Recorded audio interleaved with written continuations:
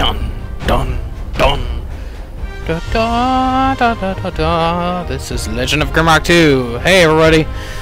So, I just got done recording some Legend of Grimrock footage, and all of the audio is just not there at all. So, I'm gonna actually just do a new game recording. And just play it for a little bit, and then I'll kind of show you some later game stuff. So yeah, so this is Legend of Grimrock. You know, kind of similar settings and things. I believe. Okay, so you can import your characters from a save game. I don't know how you would do that. I would like to import my characters from this game. That'd be cool. So I don't know how you do that. That'd be interesting. So Legend of Grimrock 2. So this game I'm very, very happy with. The thing you're kind of not going to see until we kind of get into later footage of it is that this game is an open world game. I didn't realize that. I knew there were, you know, there was kind of an open worldy aspect to it. Oh, let's be quiet here. Watch the intro.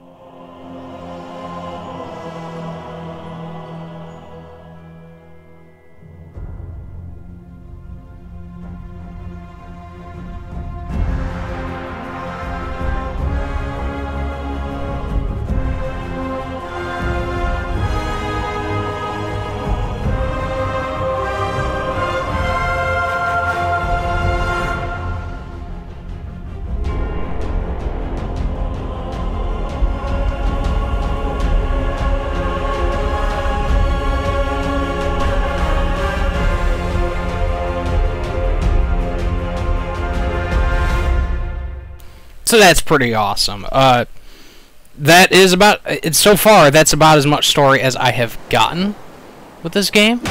But oh, it just kind of threw it at it. There we go. And we're gonna attack that. So yeah, first thing you'll notice, anybody who played the original Grimrock, is there's an open world to it, and maybe a little bit later we'll kind of get to show around some of the stuff that comes with. So you can also.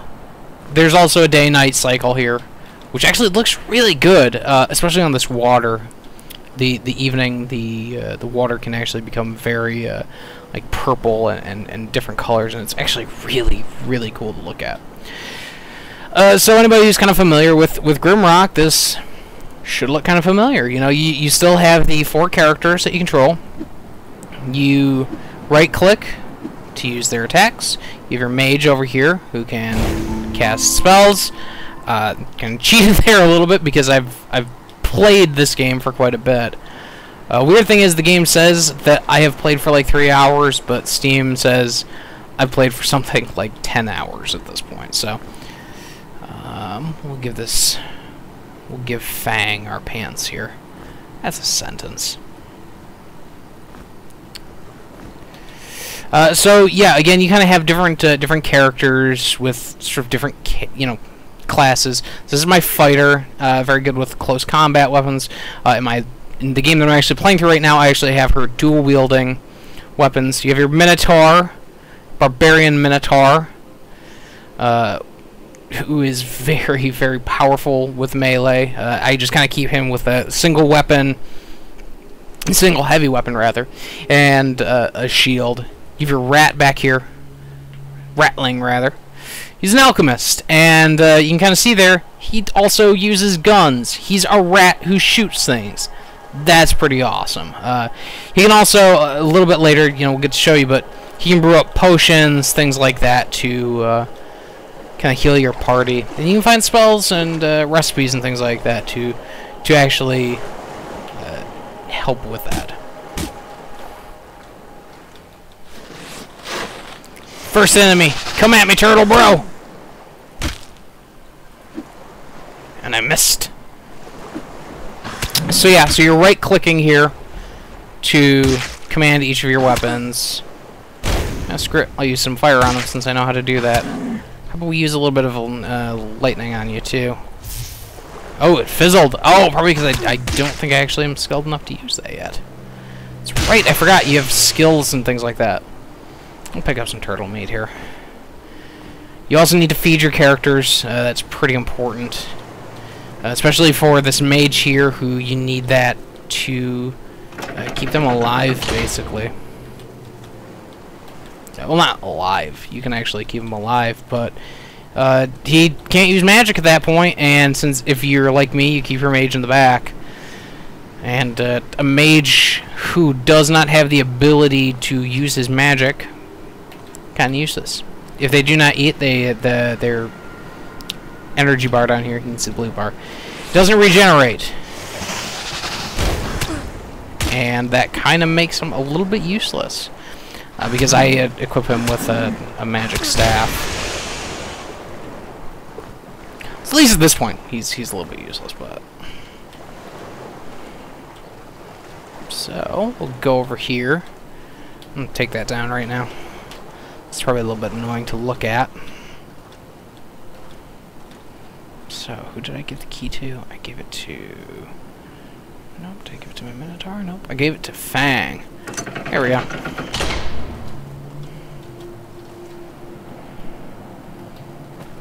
So there you go. There you can kind of get... again, this is only the first area, and when I kind of got through here, I was thinking that this area was sort of like that they had just kind of built these sort of more open areas that were still ostensibly dungeons, you know. You kind of think about it and you're like, well, sure, the game might not have as many dungeons per se, but the game still has dungeons on top of all of this open world stuff, which is pretty awesome. Okay, so what was this one? I think, do I have to throw this? There we go. Perfect. Grab this note. Dear visitor, welcome to my island. I hope your journey was not too detrimental to your health. I think you will find this island to be most wonderful and the most perilous place on Earth. I don't have high hopes for you about your survival, but maybe you can prove me wrong. Better equip yourself before the night falls. So, let's go over here. I think I know that's where the boss is. The boss actually is over here. Don't want to spoil too much though, so. Oops! Oh, he's too far away.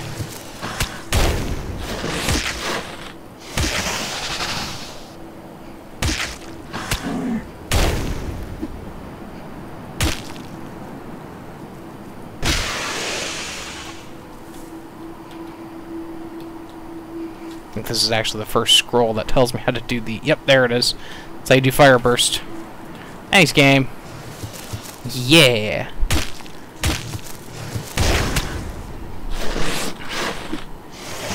So for people who maybe have never played Grimrock or, say, Ultima Underworld or things like that. So what I'm doing is I'm using the WASD keys to kind of move around, but then I'm also using the Q and E keys to position myself. And that basically you know, kind of allows me to attack from different angles.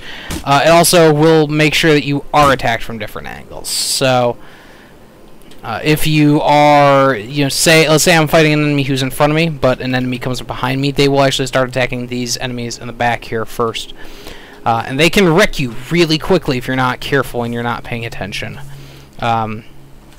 Actually means that you really do have to just pay very close attention to what you're doing, because if you're not, you're just going to get wrecked. You know, you're going to get destroyed very quickly. It's a game that you have to really carefully plan out what all the steps you want to take are.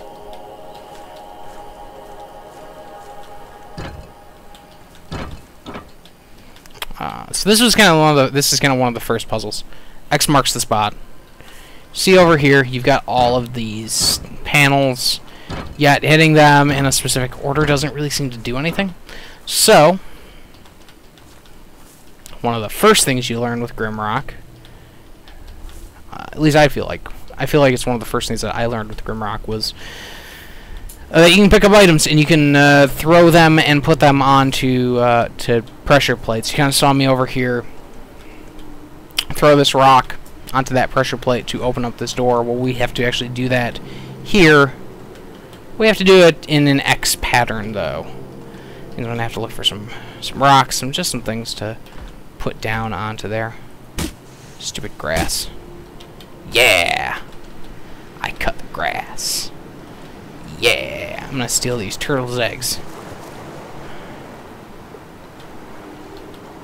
How you gonna go, turtle bro?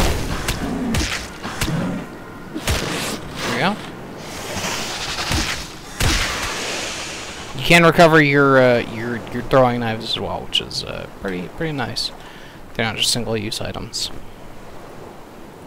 Turtle egg.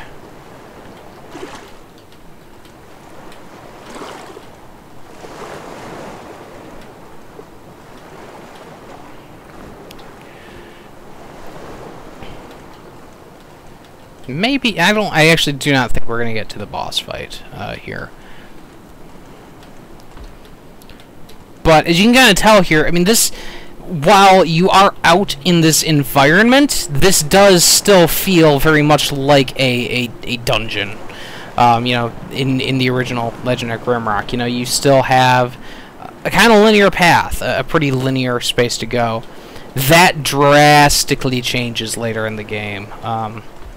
The game really does give you a lot of different options about how you can travel. It seems like you can kind of take on certain quests in whatever order you want to. Some of them you kind of have to do in a linear progression, but at least the point that I'm at, it does seem like you can do a lot of different things all at once. Different paths and things like that. It's pretty amazing when you compare this to the original game. Okay, so I need to have like 5 things I can put down there. I can afford to lose one of these turtle steaks. So we'll use some of the turtle steaks. The turtle steaks have never been higher.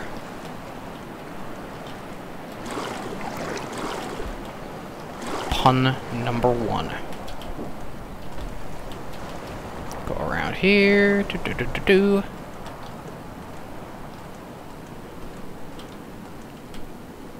So yeah, so I never actually finished the original Legend of Grimrock. I put in a lot of time into it, but I just never got, unfortunately, around to finishing it. It's also kind of a daunting game, you know, when you kind of hit the lower levels and things like that. And I believe there was a pretty big mod community too, if I remember right.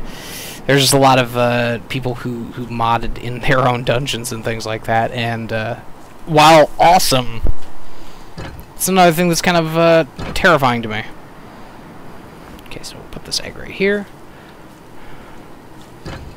Put this egg right here.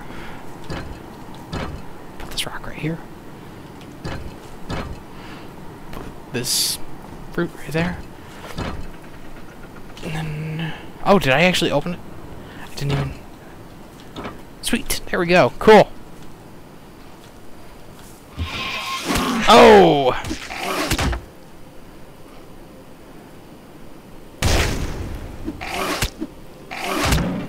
Or that. Totally missed with that attack.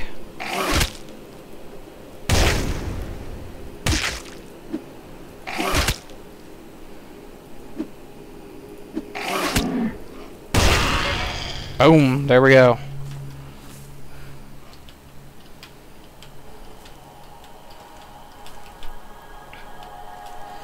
Okay, so I believe actually beyond here is that where the dungeon was?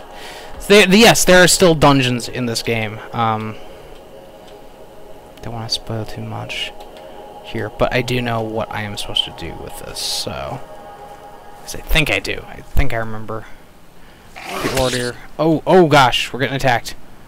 Crap.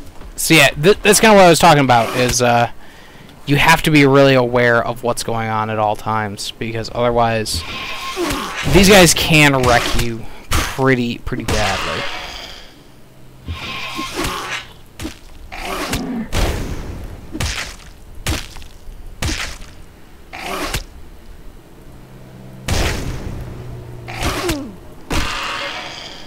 Okay, I'm gonna actually rest up here a little bit while my characters recover a little bit. Maybe we can see some. Yeah, there we go. There we go. Okay, so now it's nighttime. So day-night cycle. I don't actually know if there are any night or day specific type of enemies, or if they have like a different aggro and things like that at different times during the day.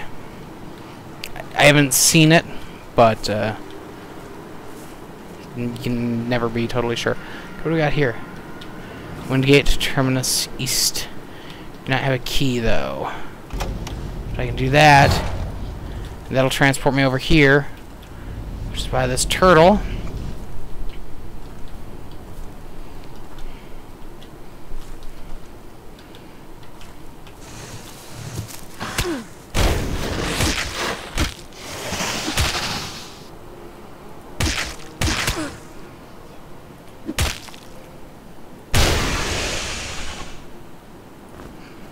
Take this this rucksack too.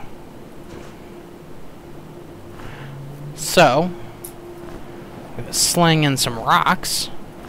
That'll be pretty helpful.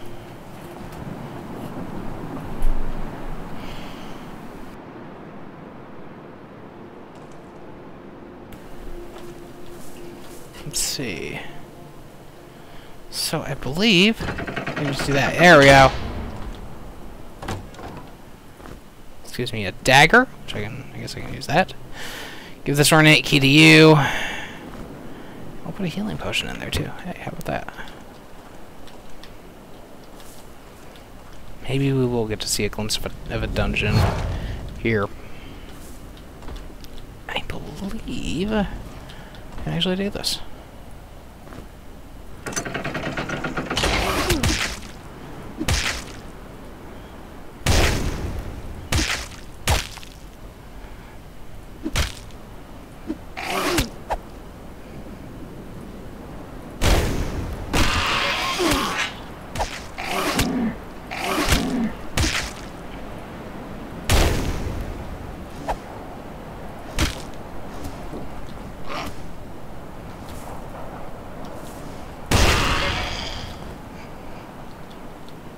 No mercy. No quarter.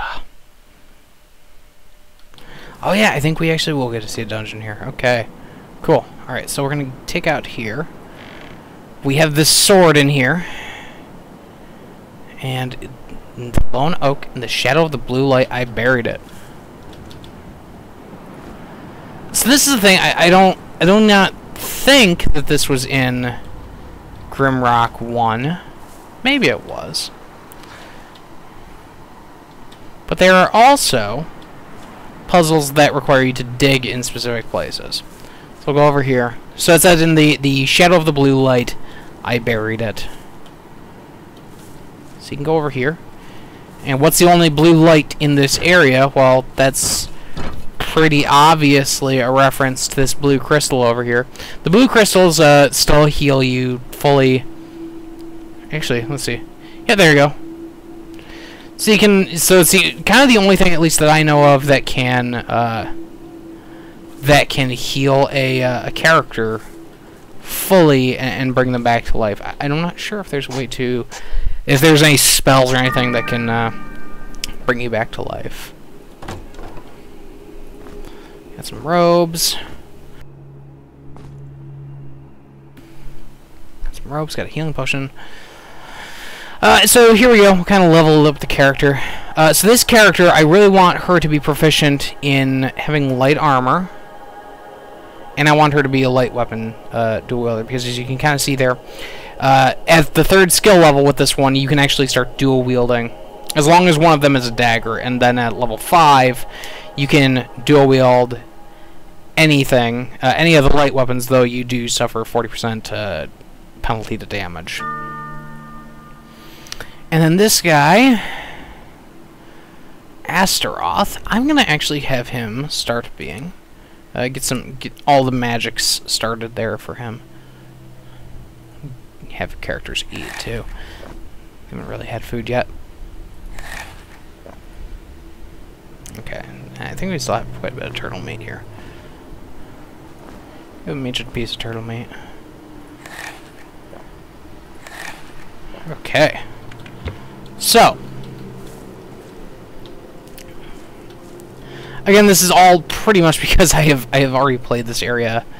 I do kind of know a lot of the little secrets that you can go on here and do. Just take that sword, and you get a bronze key.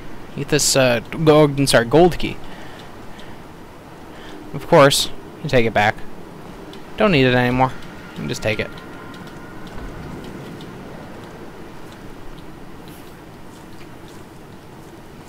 Let's go over here. So that's the other guy who can take that. This one might just be going in circles. I do not remember though. Oh yeah, no, I already opened that one. Okay, so I think I know where this one goes. This key goes, and then we'll kind of get a look at the dungeons here, and then I will load up my later saved game, and just give you guys an idea of the open worldiness to this game.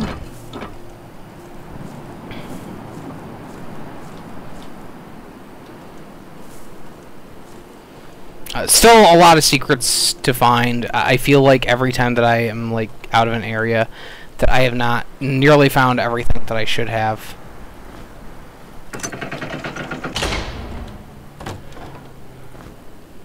Potion of Strength, I can give that to him.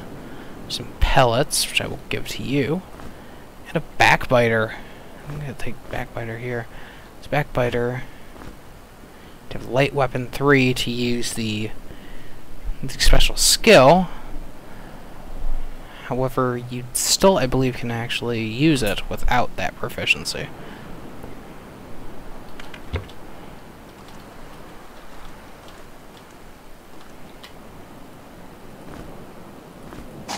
Anything? Nothing! Ah, I would have hoped there had been something there. There wasn't, though. Okay, so we'll go over here. Look at the first dungeon that you go into, and then again, look at the other stuff. There are other dungeons too. I mean, it's not just a dungeon that you're going through in this game. There are plenty of them from the looks of it. And here we are, back to Legend of Grimrock 1. So yeah, this is just straight up Grimrock, you know. It's kind of awesome how much they've taken that base stuff of dungeon exploration and kind of improved it. And I think there's another guy there. Surprise. Okay, so we'll take that. And this is a healing potion. Oh, you know what I also have? This potion of strength. Will increase your strength. Lorog. Lockpicks to get you into treasure chests. There are a lot of treasure chests that you don't necessarily have any skill with. I'm gonna equip Astaroth there with that.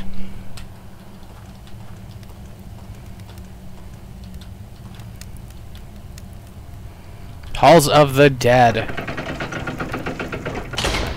think I end up fighting some mummies in here. If I'm not mistaken. I believe they are weak to fire. I believe I just saw one too.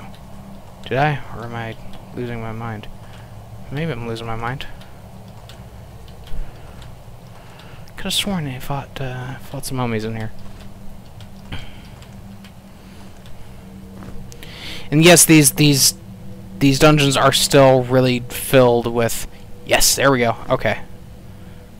They are still really filled with enemies, which is pretty great. You know, you still have a lot of combat encounters and things like that. Okay, so now we have a gun. We have a gun for the alchemist here. Weapons can jam. Guns can jam. So far, I've only kind of encountered like 2 guns, really. I can't remember what that button did. I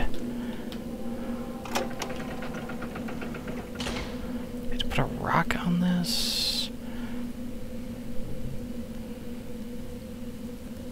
Do I not have any rocks? I don't really need. Is that the has the fire scroll, right? Yeah, I don't need that. Hearing something. Oh, yep, there they are. There they are. They're starting to shamble on over.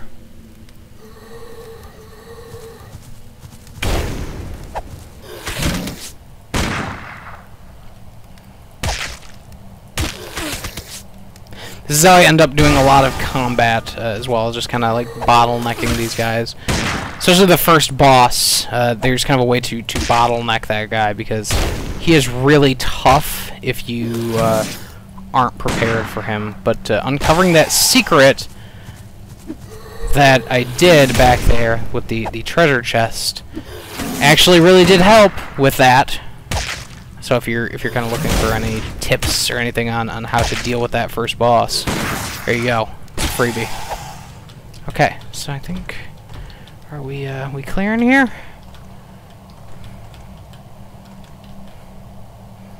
Brass key. Oh, you know what? I should level this character up. Level up firearms. And we'll level up his use of heavy weapons. How about that? Okay. Go through over here. Pull out this key. Fight these mummies. So I might get the chance to show you that first boss as well. It's gonna be a bit of a long start to this video, but hopefully worth it. I really do love this game. It's challenging in kind of all the right ways that you want a Grimrock sequel to be, you know? Oh, nearly out of energy there. This could start going very badly for me any second here if I'm not careful.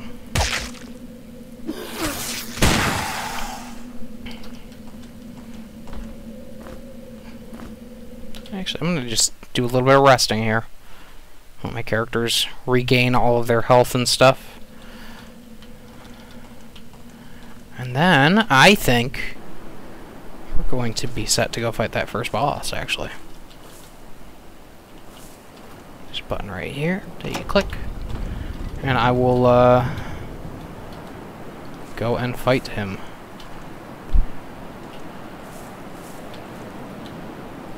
Alright, so now this area, we'll go over here. And that area right there is kind of my very important spot in this fight. Because, oh no! Oh god, he cut me off! Oh crap! Oh crap, they cut me off! No, no, no, no, no! Side step, side step, side step. Come on. Come on over here. Come on over here, guy. Come on, dude. Yes! There we go. Opening, opening, opening. Oh! Clench run.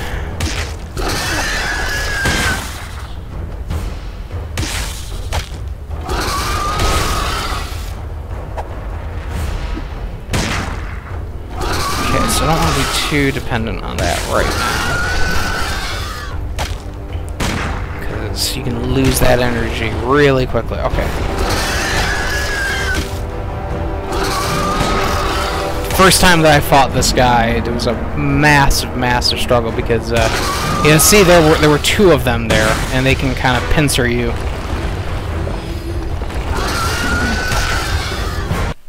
Oh, that's not what I wanted. Fire on you.